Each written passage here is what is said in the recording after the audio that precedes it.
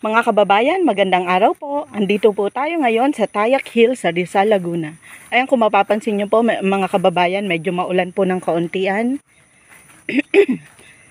So ito po yung ating tanawin ngayon. So konti lang po yung umaakyat ngayon kasi medyo maulan po. So ayan po.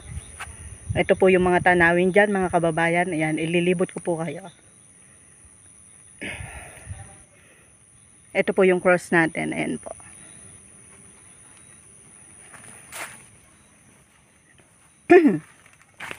Etong side na to mga kababayan, ayan, yan po yung Rizal, Laguna.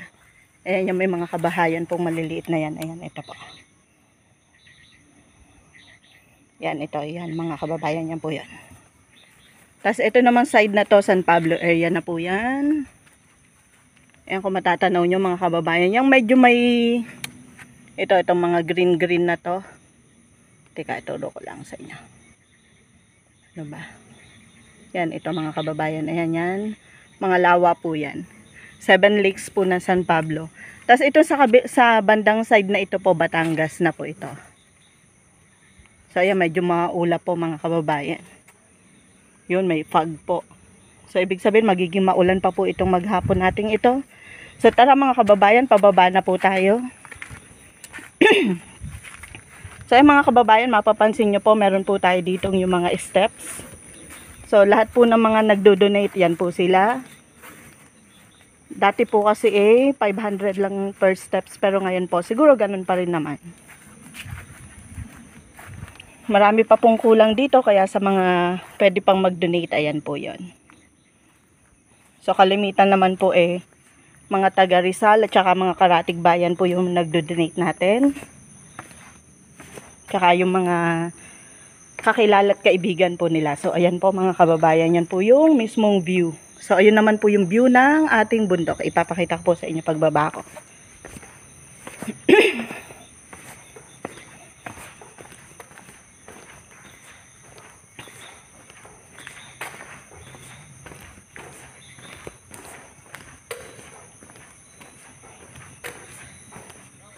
So ito po mga kababayan, ayun, yan po yung bundok natin ng San Cristobal. So ayan po mga kababayan. O di ba ang ganda po. Nature na nature po talaga.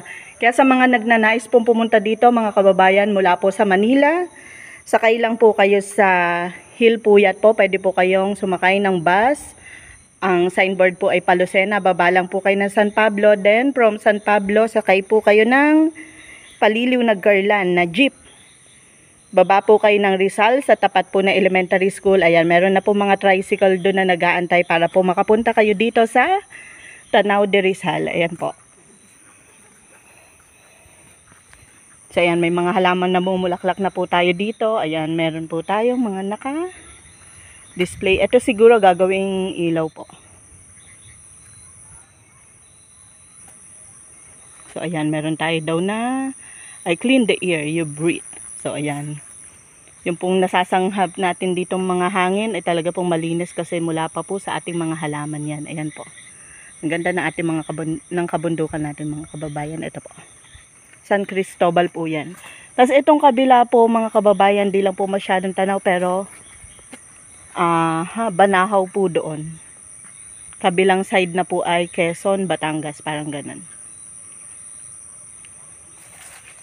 So ito po mga kababayan, pababa na po tayo.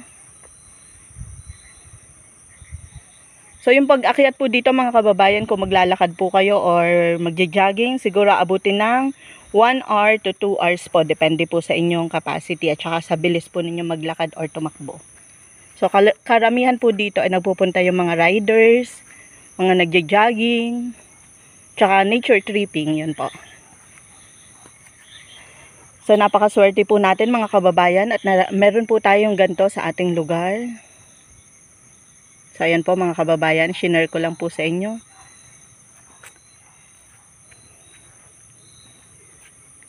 Ayan po, sa huling sulya po natin mga kababayan, ito po yung ating San Cristobal. Yan. So hanggang sa muli po mga kababayan, ito po ang inyong Tita Net. Ayan po ang ating art.